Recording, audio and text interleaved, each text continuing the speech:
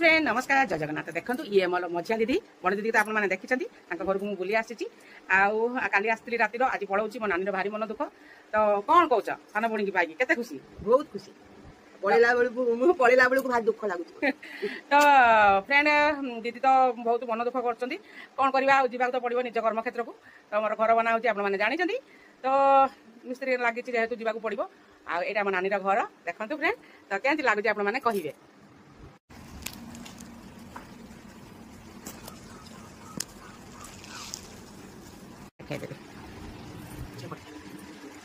एटा हला गोटे bedroom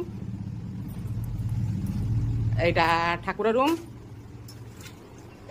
एपट घरटा light देदेबा तो एटा गोटे रूम देखो गाइस एटा डाइनिंग एटी मो विनय बाबू बस विनय बाबू जय जगन्नाथ कर तो मो विनय बाबू बस ना ना एटा किचन ना ना ना से ये खण देटा सीढ़ी घर आउ फ्रेंड मैंने आपने देखा चाहते तो देखूँ एटा लाट्रिन बाथरूम एटा गोटे डाइनिंग आ सब इंटरेस्ट कथा मो नानी नलेश्वर मंदिर अच्छी प्रभु शिव शंकर नानी मंदिर तो देखा आप मो गाड़ी रेडी हो गला मो पुओ बस जाइलानी